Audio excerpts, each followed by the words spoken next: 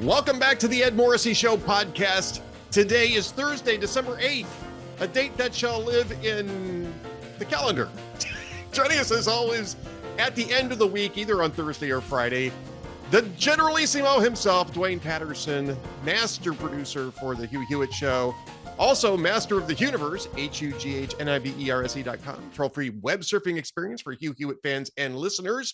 And Dwayne, lots of news just this morning and last night to go over. I mean, sort of a blockbuster trade in the WNBA, which you never actually ever hear anybody say. but thank goodness that Brittany Griner is on her way home. Very happy about that. After 9 months or 10 months, I guess, in Russian. Yes. The moral of the story there is you probably shouldn't do drugs. You probably shouldn't do things that are illegal in a foreign country, regardless of who you are. Especially a hostile foreign country. I mean, that's probably best not to be stupid when you're abroad is the moral to take away here. And the price that was paid to redeem Ms. Griner's stupidity is a steep one indeed. Look, the Victor Bout trade is one that, you can look at Bout and say, okay, well, he's kind of getting a little long in the tooth. Is he really going to go back? And I don't think he's that long in the tooth. I don't think he's older than I am. I understand. Wait a minute. What are you saying about me, Dwayne? Well, what I'm saying is the left is trying to minimize this and say, well, come on. I knew that was coming. How much is he really going to go back and do? Is he really going to get back into the game and start blowing up Americans again and resurrecting his terrorist ways? Look, Brittany Griner got the raw end of a bad deal, largely of her own making. There is I just want to emphasize that doesn't mean that we shouldn't have been trying to get her out of it either. Absolutely. I'm totally fine with the attempts to get her out of that. That's not what this is about. Absolutely not. There is another high profile captive wrongly imprisoned by Russia that has been there a lot longer. So there's two possibilities here. Paul Whelan is the person you're talking about. He's been there since 2018. He's Correct. Been there 3 years longer than Brittany Griner has been there, or almost 3 years, just a little under 3 years longer than Correct. Brittany Griner's been there. Now he's been convicted of espionage, and the U.S. is insisting that he is not a spy. He never worked in Intel. He worked at corporate security for, I forget which corporation it was. It was doing business in Moscow. Right. The U.S. is insisting that he was never a spy for the U.S. Now, either he's wrongly imprisoned for the crime of espionage, which means that we should get him the hell out of there, or he actually was an intel asset for the U.S., which means we really we should get him the hell out of there.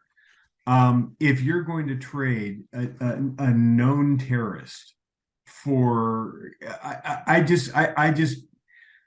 I get that we want to put an American life higher than anybody else as far as value, and I agree with you. It's nice to bring her home, even though she doesn't seem to like it here too much. She has said this much on multiple occasions, and she's got her little woke issues. That said, I'm glad that we moved heaven and earth to get her home. It's inexplicable to me that we did not do a 2-for-1 deal and get Paul Whelan, or we 2 for 2. There was apparently a 2-for-2 deal on the table. Yeah, I see. I'm not understanding that. That doesn't make sense to me. I don't get that either. And the only way that this makes sense is if they're working another deal for Paul Whelan and Mark Fogel. Let's not forget Mark Fogel, who was arrested on exactly the same charges at pretty much the same time as Brittany Griner. He's a school teacher. Mark Fogel is. He's been pretty much forgotten about this. If they are negotiating a separate deal with somebody else, I can't imagine who you trade to get Whelan out when you had to use Bout. I thought it was going to be Bout for Whelan. That would make sense. Bout for Whelan would make sense. I'm not sure how you trade a guy who was arming the Taliban, reportedly arming the Taliban, Al Qaeda, as well as FARC. FARC is what he got arrested for and tried in the United States. But reportedly, this guy's been arming the Taliban. This guy's been arming Al Qaeda. He's been arming all sorts of very malevolent terrorist groups in Africa, in the Middle East. He's going to go right back to doing that. Plus, he's probably now going to start trying to find arms to send to, ethnic Russian militias in the so-called annexed areas of Ukraine. That's this guy's forte, and Vladimir Putin really needs to find weapons. I'm sure he's got other people doing that, but Bout had a lot of connections. He was the leading guy for this type of thing for at least 20 something years after the fall of the Soviet Union. So he was a very bad dude, and I am not sure why you trade that for a WNBA star, no matter how much you like the WNBA star. And I'm fine with cutting a deal. I know why to make the trade. Well, it's a PR move. This is not as bad as Bo Bergdahl for the Taliban 5 by any. This is leagues away from that kind of a trade, but it's still not a very good trade. You just think it's a PR move. You are not looking at the political ramifications of this. Oh, did you see Randy Weingarten's tweet? No. Let me read you Randy Weingarten's tweet. Now, this is Randy Weingarten is the American Teachers ATF. I forget. Is it American Teachers Federation? Is that what it stands for? American Federation of Teachers, AFT. Excuse me. I sure hope she's not stealing my thunder. What a great relief. Extraordinary news. A basketball star, but also a gay black woman is released. And yes, of course, we want other prisoners like Paul Whelan released. Okay. Well, she's a moron. That's not the hook I was going for. Oh, okay. I assumed that was the hook you're going for, because I'll tell you what, as soon as I tweeted out the fact that I thought it was strange that they didn't prioritize Paul Whelan over Brittany Griner, I was being accused of being homophobic, of being racist. And it's like, I don't even bring any of those things up in this post. It's just that she's a celebrity. And my guess is that this is going to be a celebrity boon for the Biden administration. I still think that that's probably the primary driver, but you have other thoughts. No, see, here's what this is. Do you know where the Griners and she and her spouse, her spousal unit lives? Where they call home? No, actually, I don't. I'm not sure where they call home. Suburban Phoenix area. They have a home. Oh, she plays. That's right. She plays for the Phoenix WNBA. Yeah, and but just because you play for a city doesn't mean that's where you necessarily live, right? But they actually have a home there. Yeah. They live. That's their primary residence. So what took place on Tuesday? The runoff? Huh? The runoff election? Yes, and that officially concluded what? The midterm cycle. So what began the very next day? Yeah, the presidential cycle. Yeah, Well, not just a presidential cycle. Okay. Well, now I'm intrigued. What is it that you're getting at here? But the senatorial cycle, right? And of all of the potential opportunities, of all of the potential senators that are up for re-election in the year 2024, there's a lot more Democrats that are up for election than there are Republicans. But there's one state above all the others that is going to feature something a little out of the ordinary compared to all of the other Democratic defensive states being, or trying to be defended. Can you pick one of the 8 or 9 states that Democrats have to defend that might be a little different than normal? I haven't looked at the list recently, but there's a bunch of them they're going to have to defend. Well, Kyrsten Sinema is up for re-election in. Sinema's not going to be at risk. Kyrsten Sinema. Wait. I'm not talking about a general election. I'm talking about a primary. Oh, yeah. I don't think there's much risk there either. Well, I have a difficult time believing that this is about protecting Kyrsten Sinema in a primary. No, no, this isn't protecting her. This is candidate recruitment. Oh, well, even then.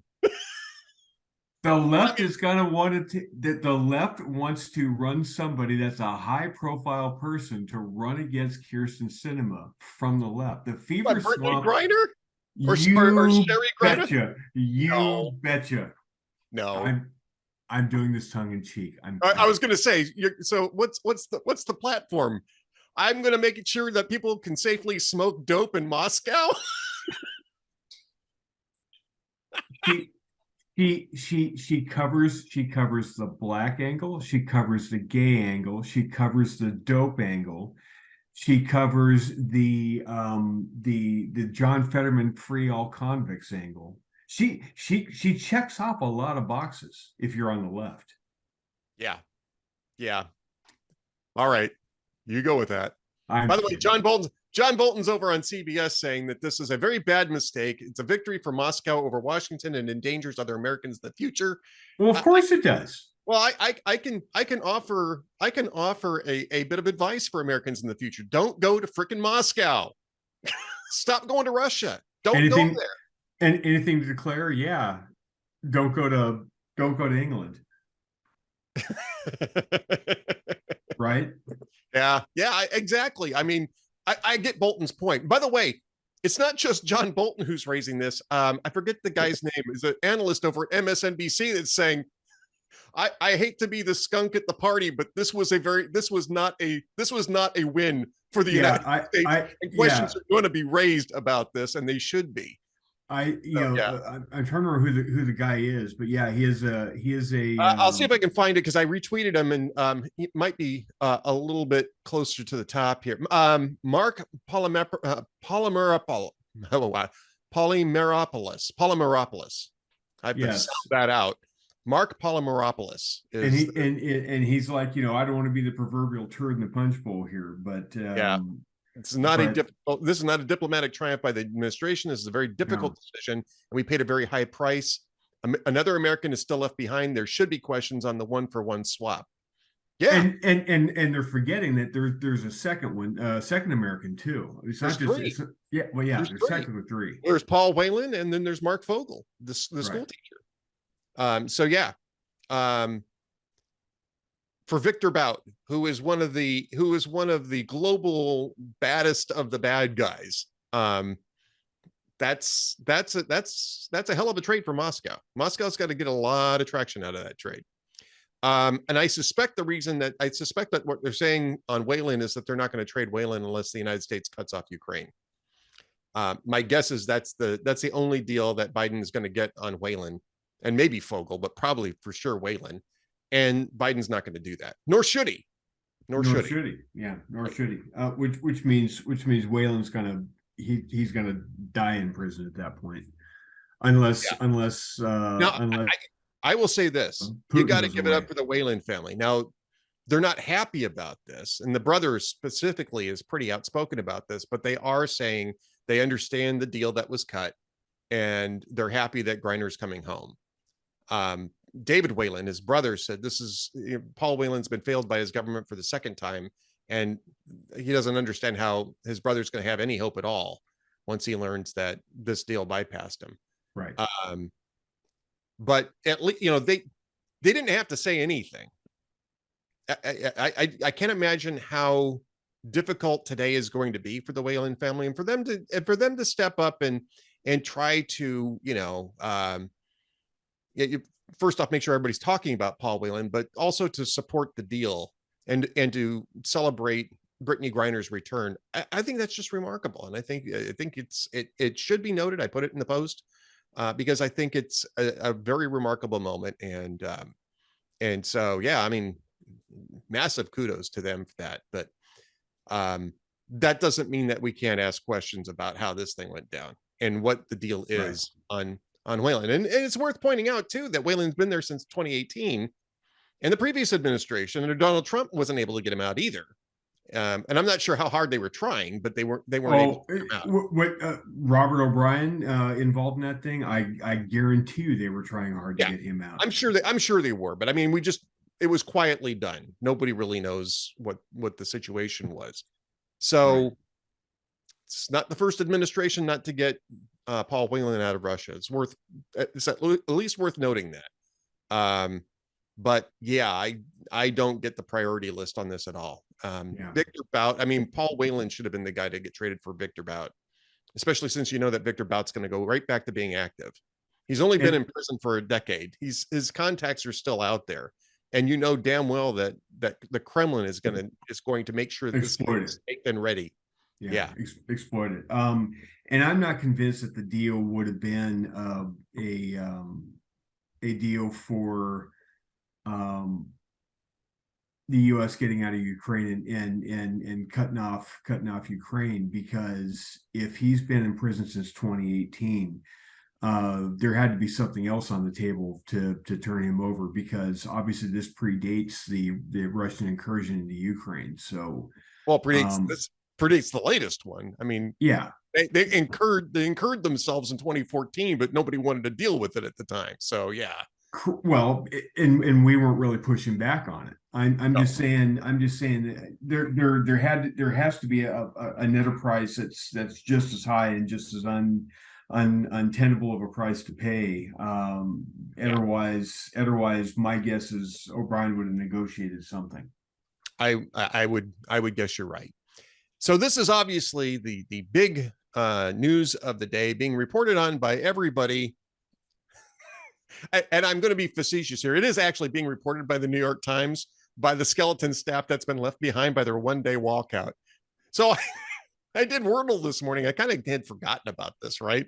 I did Wordle this morning, and I like I usually do. I post the results of my Wordle score.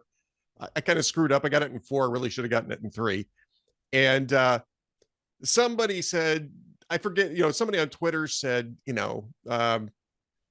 normally this would be a stupid thing to post, but I'm with you today. And it's like, wait a minute, why would it be a stupid thing? Why would today be different if it's a stupid thing to post? And it was like, oh yeah, that's right. It's a New York Times thing. And the New York Times Guild has announced a one-day walkout over a wage dispute. They want to get more than a 2.75% pay increase. I don't blame them. But isn't that the equivalent of like a one day gas boycott? Well, yeah, it really is. And I mean, honestly, it's going to do what exactly? I have no idea. I will relate to you a story. Okay. This is from when I was at the conclave in Rome, right? At the Vatican.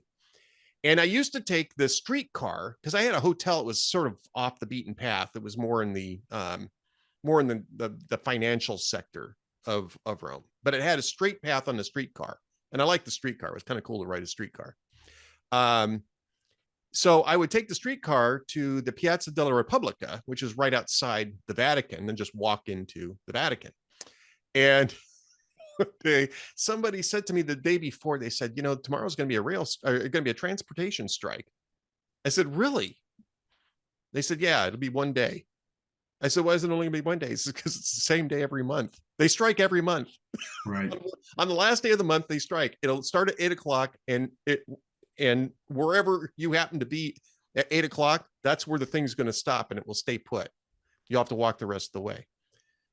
So I was kind of prepared for this. I get in the streetcar and I'm thinking, how far am I going to have to walk? Right. The thing pulls up. I mean, its regular stop was inside the Piazza della Repubblica. And I swear to you, it stopped about 1 foot away from the piazza. And the driver shut the car down and he stuck a bar in it so it couldn't be moved. Like in the wheel or something like that. Not damaging it, but making sure that it couldn't be moved. He just walked off. The rest of us are sitting on the streetcar thinking, I guess this is our stop. I assume this is our stop. And so we all got out and filed off. And of course, I had to walk all the way back to the hotel that night. And the very next day, I get on the streetcar and go right back to the piazza. That's what this is. It's a paid day off at the New York Times. And they're hoping that everybody will miss them so much that it will create pressure on the New York Times management to settle this thing favorably on their behalf. Okay, fine. It's a guild. They can do those sorts of things, but I mean, Dwayne, come on. Uh, Like a day without the New York Times is a day without sunshine, man. it's again, I liken it to a one day gas boycott. Everybody's, we're gonna show those oil companies in their price fixing. We're just gonna not buy gas for a day. We'll show them the power of the American people. And then, so what are you doing tomorrow? Well, I got to go get gas. But didn't you need gas today? Well, yeah, but I was going to be part of this boycott. Right. So you're going to buy gas tomorrow. Okay, so every one of these New York Times people that are walking out, they're going to file stories tonight that are going to air tomorrow, right? I think they filed them last night, and they were getting pressured to file yesterday so the Times could run the stories today. Okay, so they have Yeah. new content today, and they're going to file stories tonight that are going to air tomorrow, right? Right. Right. So Even if it's not they, even a one day walkout. well, I mean, even they were complaining about being pressured to file early. By the way, just they were complaining on social media, on Twitter, about being pressured to file early. But I mean, it's the same thing as the gas boycott in another way. If the story posts tomorrow instead of today, I'll read it tomorrow instead of today. If it filed yesterday rather than today, it's still accessible.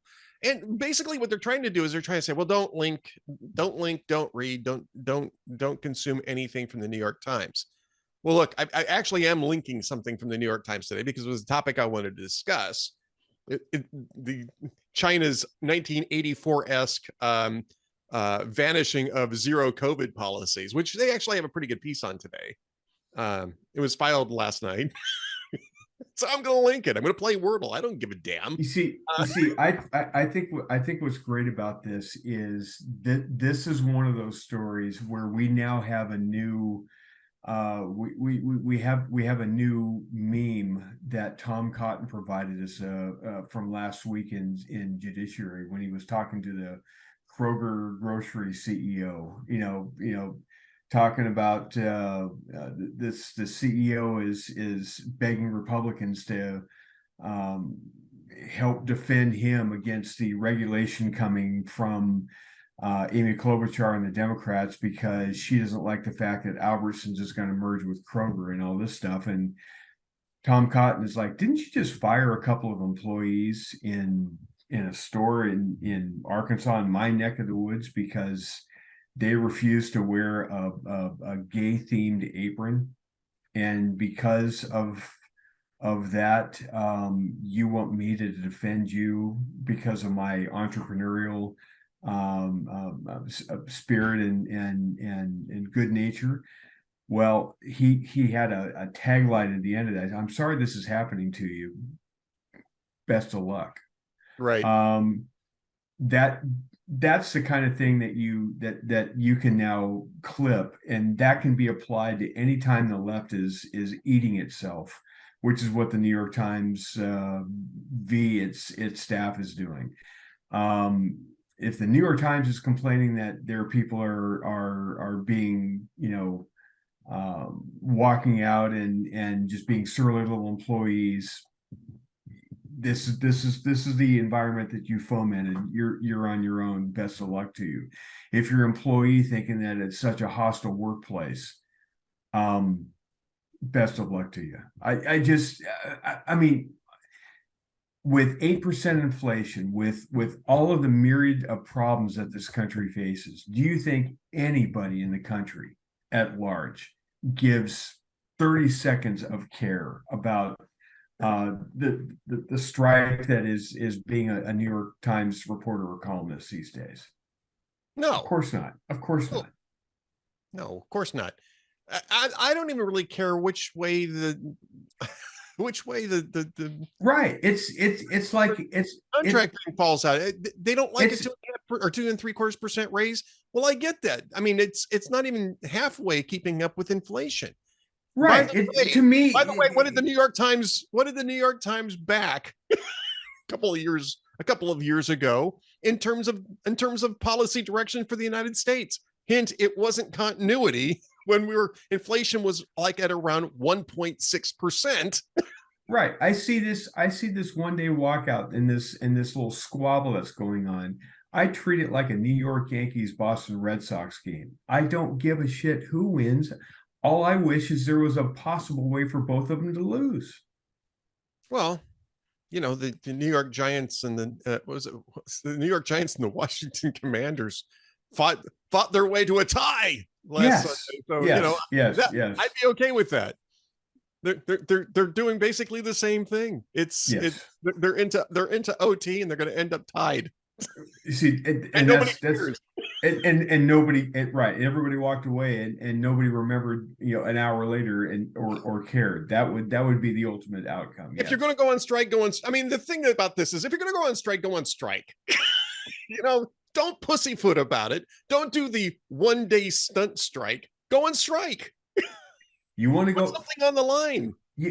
you want to do something, go out on strike, and you take the Washington Post reporters with you, because even though you're competitors, deep down, you're all part of the same bubble. You all vote the same way. You're ideologically, rowing the same oar in the water there.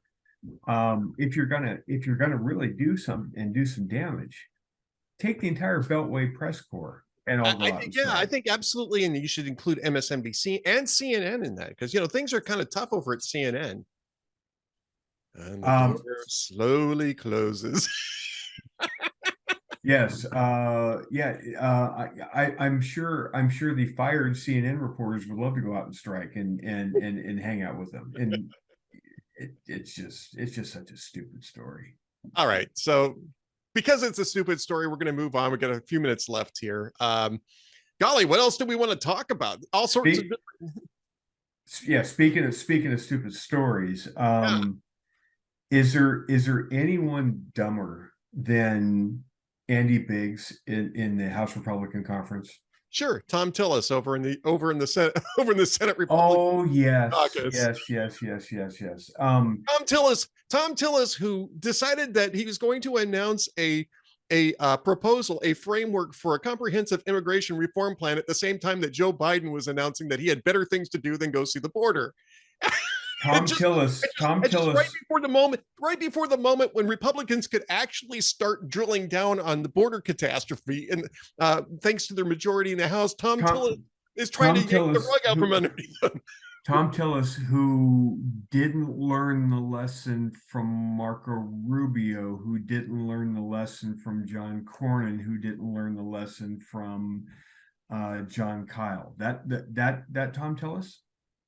Yeah, well, I would actually argue that the Marco Rubio thing, there's no comparison. Marco Rubio, the deal that Marco Rubio was trying to hammer out actually had a rational purpose, and if you could believe the sequencing, was not necessarily a bad deal. But the timing on this makes no sense, and the deal makes no sense. Why do a deal now when you're going to get leverage in literally 4 weeks? You're going to have leverage to force a better deal.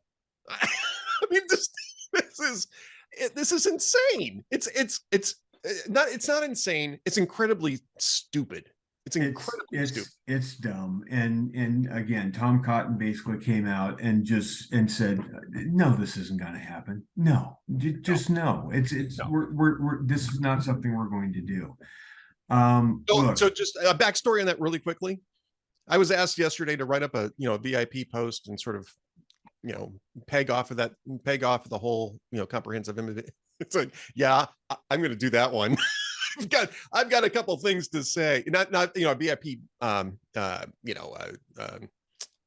sales pitch, VIP pitch post yesterday. And it's like they sent that over to say, do you want us to just write a staff one, or do you want to write? No. I'll take that one. That one I'll take, because this is so stupid.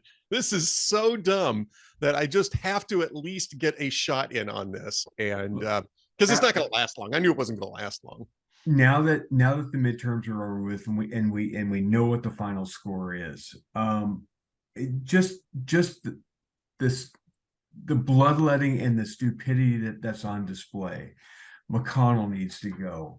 McCarthy needs to go. Ron McDaniel needs to Yeah. go. All these people are losers. Yeah, okay, I understand that it's sport. Republicans eat their own like no other political entity in this country. It's always been thus, and it always will be so. I totally understand that, and we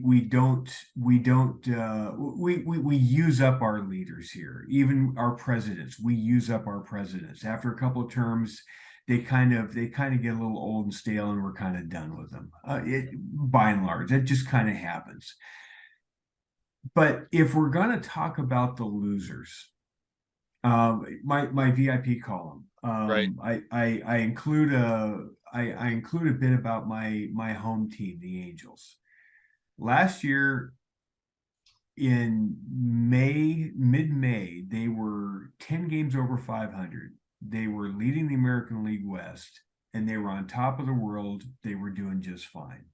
They played a weekend set, and then they proceeded to lose 14 straight. After 12 of the 14 game slide, they fired their manager, Joe Madden. Now, why did they fire Joe Madden? Because he's the guy that put the players on the field every day. And for some reason, could not figure out a way, once he put the players on the field, he couldn't find a way to get them to work together and actually win a game here and there. Yep. Did Ronna McDaniel recruit all those candidates? Is it her job as the RNC chair to recruit all those candidates that just lost? Yeah, I And kind of made that point yesterday too. Is that the reason why the RNC electors, who are all come from state party committees, right, are likely to line up behind Ronna McDaniel's because they understand the job better, at least in terms of an organizational sense. I do think there's a direction sense that an RNC chair can exert. I also don't think that Ronna McDaniel's term has been all bad. I mean, she gained House seats in 2020, which was pretty remarkable considering that we lost the presidency in that same cycle. yes, she And then gained seats in 2020, and she gained more 2022 as well. seats in 2022. That's exactly right. Look, she's not the reason that we're in trouble right now. There is one manager, and I understand everybody wants to kind of pussyfoot around it and not name names and actually look at it. But if you actually look at the scoreboard in swing states, legitimate swing states that Joe Biden won in 2016, that the Republican won in 2016, I'm talking about Arizona, Wisconsin, Georgia, Pennsylvania, New Hampshire, Michigan, all these states that Republicans won in 2016, did not win in 2020. Joe Biden won in 2020. In those states, in campaigns for Secretary of State, which is kind of important if you're talking about election integrity and all that stuff, Secretary of State, governor, or senator. So those three contests in swing states won by Joe Biden. There were a total of 16 contests that had direct endorsements by Donald Trump. 16. Do you know what his record was in the 22 cycle? He was Uh, two. He was two out and of four. yeah, He he's was 2 out of two. 16. He was 2 and 14. And even the two, which was JD Vance and No. JD Vance doesn't count. Ohio was a red state. It's oh, not I'm a sorry. Yes, yeah, it's yeah, you're not right. it's not a swing state. So who are And, the two and that won in the swing states? Ron Johnson. Johnson, Ron Ron Johnson. Johnson in Wisconsin. Now, what did Ron Johnson bring to the table? An incumbent who is a fierce campaigner and has come from behind multiple times. You can say, yeah, Trump endorsed him, but Ron Johnson brought a lot to the table going into that Wisconsin race. It's not like he relied on the endorsement of Trump. Ron Johnson went to everybody's house personally in the entire state of Wisconsin in his truck, right? Well, yeah, I mean, also, I mean, it was really the RNC Well, actually, it was probably Mitch McConnell more than anything else. It was Mitch McConnell's Senate leadership fund that dumped about $50 million into that race. Plus, he had the benefit of running against a really bad candidate who wanted to free yeah. convicts everywhere in a Right. state that kind of didn't like crime going through the roof. So who was the second one? Joe Lombardo of the governor-elect of Nevada. Yeah, but I mean, Joe Lombardo was also a name and a player in Nevada politics. He was the longtime sheriff of Clark County, and he had name ID. Everybody knew who he was. It's not like Trump picked him out of a phone book and said, "He's my guy," right? And he had to build up name ID. Lombardo had that going in. Well, also Lombardo wasn't really I mean, as far as I ever heard, was not a 2020 election denier. Challenger. He wasn't running on 2020. He was running Adam on Laxalt was, and that's the reason why Adam Laxalt lost the most vulnerable. The two most vulnerable Senate Democrats this cycle were Maggie Hassan and Catherine Cortez Masto. Both of them should have lost. Both of them should have been beat. Yes. Yeah, right. If Chris Sununu could have been recruited to run, and I don't think he's going to, because I think he wants to run for president instead. But if Chris Sununu would have been recruited to run for Senate, would he beat Maggie Hassan? Oh, it blown her out. I mean, by 7-8 points. Who was it? Who was the other person in the primaries that Chuck Morse. Chuck Morse. Yeah, Chuck Morse would have beaten Maggie Hassan, or at least would have been very close. He would have beat her outside margin of error. Yeah. Yep. Because I don't know who you run. I don't know who you run in Nevada. Laxalt's a pretty big name. Just family name. Laxalt is pretty big. I don't know if anybody would have beaten Adam Laxalt in a primary anyway. But clearly that issue is not moving voters. I mean, at the very least you can say is that issue does not move voters. It just doesn't. Right. Nobody cares about it right now. But for people online and for people on the right that are trying to say this election cycle was a disaster. We need to get rid of McConnell. We need to get rid of McCarthy. We need to get rid of Ron McDaniel. No, they're not the ones that endorsed the candidates. Who's the one that endorsed the candidates that lost? I understand in Arizona that I will say this. Let's disconnect it from who endorsed who, because a lot of people endorsed all these candidates, right, at different times, right? I mean, Ron DeSantis was campaigning, or at least was endorsing some of these same candidates late in the cycle. We're talking about endorsing the primaries, of course. We're talking about who recruited these candidates, right? And let's just disconnect it from personalities and note that the issues that are driving Donald Trump are not driving voters. There's a complete disconnect there. Yes. Nobody cares about the 2020 election. Nobody wants to see him terminate the Constitution or have him appointed president. The shtick has become toxic with voters. Right. And it just has. So let's take the broader look at this. Republicans are going to have to figure out what voters actually care about and campaign on that. Now, they didn't do this in 2018. They campaigned on border security when everybody was concerned about healthcare. The economy was great. They didn't even bother running on the economy. They ran on border security when everybody just assumed that they were going to fix that when they elected Trump in 2016, and ended up getting their asses handed to them. And, sort of a typical first term, midterm ass handing, right? 2020, you had Donald Trump, who was running on chaos again, and people were tired of chaos. Huge, massive turnout. Certainly there were issues with the huge, massive turnout, but he ends up losing because he couldn't contain the chaos and was making the election about himself. And people were looking for an alternative to that. They were tired of the chaos. Right.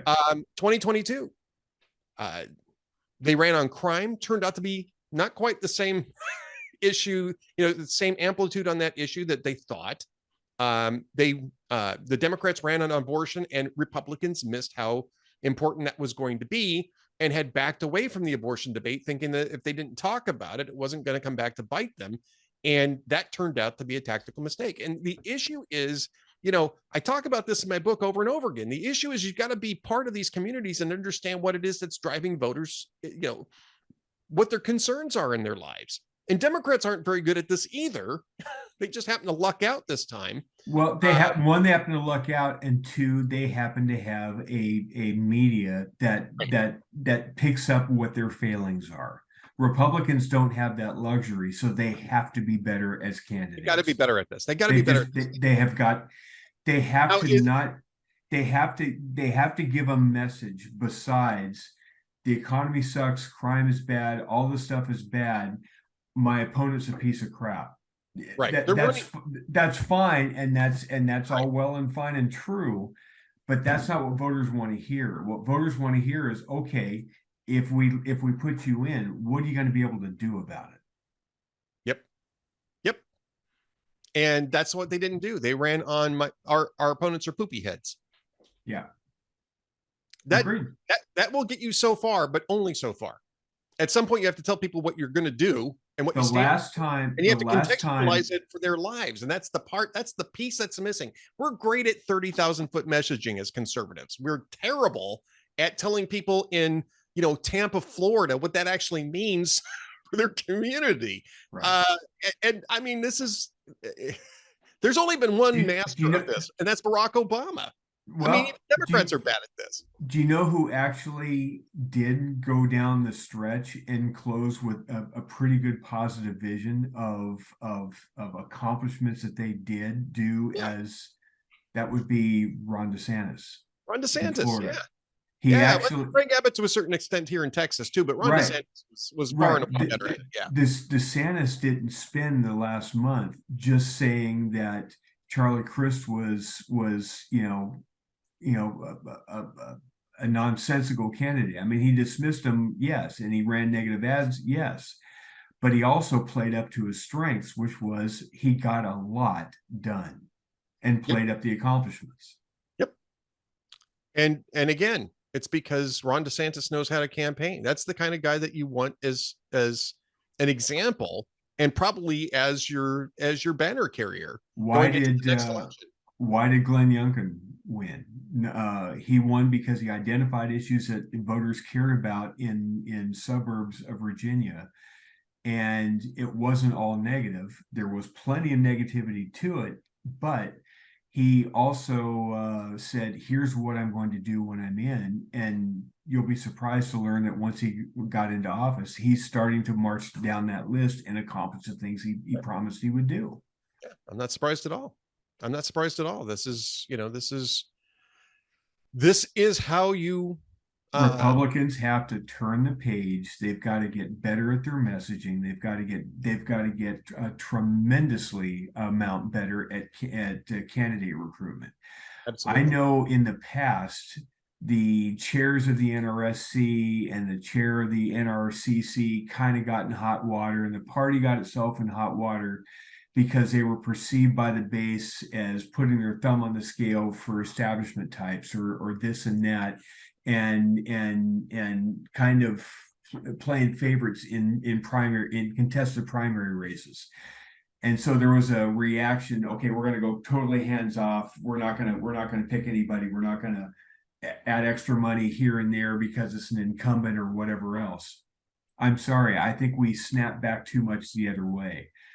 We can't let the crazies, and we can't let Democrats crossing over in open primaries pick crazy candidates for us. Yeah. If it means we have a slate of candidates where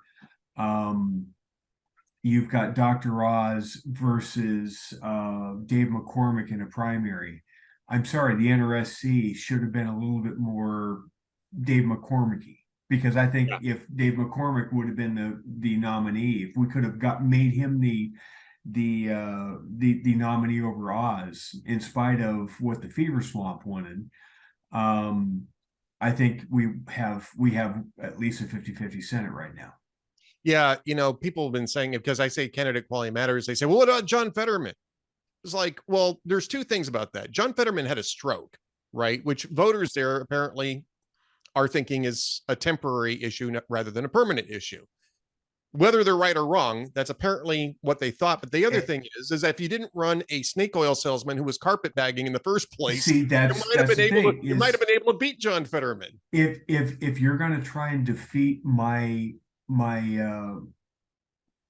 my quality argument on candidate recruitment, if you're going to defeat that argument by pointing to John Fetterman, you can say whatever you want about John Fetterman. There was nobody in the state that didn't think that John Fetterman was a true Pennsylvanian. Right. Also, I would also add to that, don't run Doug Mastriano at the top of your ticket. Against, I guess I was telling somebody about this before the election. And I said, you know what you got in Pennsylvania? You've got 4 candidates at the top of the ballot, and there's only one quality candidate among them, and that's Josh Shapiro. Unfortunately, he's in the wrong party. Right. I'm not sure anybody would have beat Josh Shapiro this No, nobody was going to beat Josh Shapiro. But when you put Doug Mastriano at the top of the ticket, and you lose by election 20? denier. I mean, a flat out election denier in a cycle where nobody gives a damn about PG-13. Nobody gives a damn about the 2020 election anymore. Right. What do you expect? I mean, that had to have had an impact on Oz's chances too. Now, Oz lost by a wide enough margin where it was clear he wasn't going to win anyway. But again, why was Oz in there in the first place? Because he was a celebrity candidate and Donald Trump recruited him for his celebrity. So that's it. So Oz lost by 5, 6. I think 5 points. 5 points. It was in that range. What did Mastriano lose by? 14 points. Okay. So if I recall correctly, I believe so I who knows? Pick somebody that's a conventional Republican that's not crazy. And instead of losing by 14, they lose by 6. Right. Does Oz get closer? Well, he gets closer. I don't know if he wins, but he gets closer. Right. I think that there were a lot of people who just looked at the Republican ticket in Pennsylvania and said, why am I bothering? Right.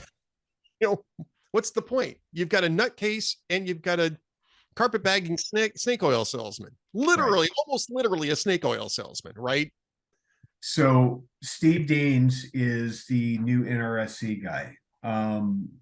He should be doing candidate recruitment right now. And I mean, we've got to tighten up and make sure that it could have been worse. We could have had Eric Greitens in Missouri, and we would have lost another seat, right? Yep. Yeah. Look. Exactly. Instead, the establishment and there was kind of a thumb put on the scale there to a degree, and a lot more resources went into Eric Schmidt because the party knew that it would be disastrous if Greitens was the nominee in Missouri. And instead, Eric Schmidt became the nominee, and he won by 10 points, 11 points. I mean, the National Party didn't have to spend a dime in that race. The Democrats basically left it uncontested once Schmidt was the nominee. Yep. If you put a quality candidate in, by and large, they did pretty well this year. By and large, they did. Dwayne, we're gonna have to wrap this up because we're running long here. So we do need to find out what's coming up on tomorrow morning's Hugh Hewitt show. Well, tomorrow morning, I'm sure we will have our normal weekly conversation with Dr. Larry Arnn. We will also, I'm pulling up my little calendar, we'll talk to Admiral James Stavridis. Always a great guest, by the way. Always a great guest. I'm sure we will talk about the trade, among other things. The WNBA trade? The WNBA trade, and if that was a smart thing to do with Russia. So we'll talk about that with the Admiral. And I'm sure we will talk about the coming China Select Committee that's going to get stood up by Kevin McCarthy and the Republicans. Looks like Mike Gallagher, a regular weekly guest of ours from Wisconsin. It looks like he's got the inside track to be the chair of that committee, and that's going to be the most important takeaway of this Congress in the next 2 years is what they do on this China committee. Yep. It'd be interesting, that and the Afghanistan committee. which is apparently getting spun up here too. Yes. Yes. We're very much looking forward to that. Agreed. That's the most important investigation that Republicans are going to do, not because of the political implications, but because what happened in Afghanistan was a disgrace, and Congress should have already been unwinding that, and they haven't Correct. done it. So I'm looking forward to that most of all. It is scandalous by any measure. Absolutely. Absolutely. All right. Well, that's coming up at 6 a.m. Eastern time tomorrow, Friday morning, 5 a.m. in God's time zone, 3 a.m. on the left coast. And if you are a member of the Universe, HUGHNIVERSE.com, you can watch this show live on video at 3 o'clock in the morning on the left coast. If you're not a member of the Universe, you're going to have to tune it in on your AM radio dial. Dwayne, what should people do if they can't find it on their AM radio dial? You go into the general manager's office of a station we should be on, and you go in with Brittany Griner, and you can say you can either put Hugh Hewitt on, or you have to take Brittany Griner. One of the two. I was going to say we're going to swap your station manager for Paul Whalen if you don't put Hugh Hewitt on the air, but either one of those will work. You see, we were tracking. We were going down the same road. Well, we're looking at trades. Yes, we were looking at trades. This is Ernie Broglio for Lou Brock. Actually, no, I take that back. Bo Bergdahl for the Taliban 5 was Ernie Broglio for Lou Brock. This may have been Herschel Walker for 11 Vikings. I don't know what this is. Not a good trade. I am very happy though. Brittany Griner is on her way back to America. That's where she belongs. But this was not a good trade, so we're just gonna keep our fingers crossed that they're actually doing something for Paul Whalen and Mark Fogel to get them back home in some sort of parallel deal, and that will take place soon. And we will soon see her political chops as she works her way into the Arizona senatorial campaign. Yeah, sure. I already have a bet with Adam Baldwin about Ron DeSantis getting into the presidential election. The steak dinner. It's got to be a good steak dinner too. We've decided that we're going to make sure it's a good steak dinner. Shall you and I? Whether DeSantis gets in? He's betting that DeSantis won't get in because Trump's in. I'm saying nope. He's got to get in this cycle. This is the setup or else. Oh, so that's gonna be the best steak of your life. I know it's gonna be great. It's gonna be great. I can't imagine Adam took that bet. No, I was actually saying that I would fly out to California to do that. I was going to suggest the Tribuca Oaks Steakhouse, but apparently that's closed. Oh, Somebody told me really? that closed. Somebody told me that closed. Yeah, huh. That was awesome. That was awesome. Look, the leading indicator on whether or not DeSantis runs is the health and attitude of Casey DeSantis. If she was still battling the cancer thing and it was nip and tuck and they were kind of setting her off the side and hiding her and there was some home issues going on there, and it looked like she wasn't gonna make it because of the cancer treatment and whatever else. He would have already checked himself out, saying he would have done the Sherman-esque thing, saying, "Hey, I got enough on my plate as it is right now. No. She's got a clean bill of health. She's been reported out as having a clean bill of health, and the inside track from people that are watchers down there say that she wants him to go. She said this is our time, and if she's on board that they want to go, he's going to go. He's going to go. We can talk about that another time. That was a sucker bet by Baldwin, and I love Adam to pieces, but I can't believe he made that bet. That's a sucker's bet. Well, I'm going to be enjoying that steak dinner when. I would too. I'm just saying. I would just enjoy it just because hanging out with Adam is a blast. This. I know this. Absolutely. Oh, absolutely. I'm just saying, you're snatching candy out of the, yeah, out of the mouth of the kid in the stroller, right? I will not be too proud to insist on fulfilling it either. That's what I'm just saying that right now. I'm not going to be too proud to insist on fulfilling that.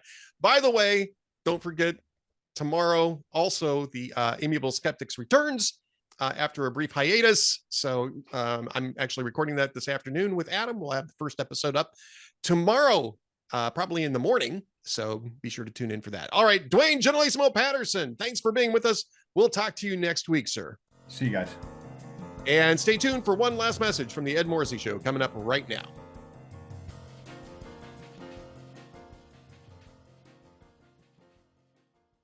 Thanks for watching and listening to the Ed Morrissey Show podcast. I just want to drop you a note to remind you that we are still going into 2024 with guns blazing, if you will, and with all sorts of momentum going towards Republicans. Even after a disappointing midterm cycle, there is plenty of reason to be hopeful about what's coming up in 2024.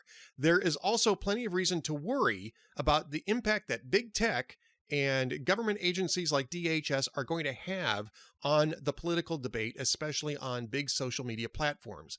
That's why it is still more important than ever to support Hot Air and our other town hall properties by becoming a VIP or a VIP Gold member. Now, being a VIP member or VIP Gold member means that you can comment on the posts, and the comment sections are getting very lively. Great comment sections. We're really getting a good commentary out there in the com boxes. But you also get exclusive content such as Dwayne Patterson's twice weekly columns, Tom Jackson's twice weekly columns from Florida, which is going to be a key battleground in 2024 and a key indicator, especially if Ron DeSantis does get into the race as we expect, of where the Republican Party is going to go. We've got The Amiable Skeptics with Adam Baldwin and I, twice weekly, 2 episodes a week, our video presentation exclusive for VIP members. Plus, we have the VIP Gold Chat with Cam Edwards of BearingArms.com. It's the most fun hour of the week. And I can tell you that both Cam and I will every single time make that claim. The most fun hour of the week, and our VIP Gold members get a chance to participate in it by putting in their comments and questions, and we respond directly to those. In fact, that's the entire reason for having that 1 hour chat on Wednesdays at 1:30 Eastern time. If you're a VIP or VIP Gold member, you can be part of that, and you can use the promo code Save America, and get a 25% discount off of VIP and VIP Gold membership. So be sure to do that. Thanks for your time. Thanks for watching the Ed Morrissey Show.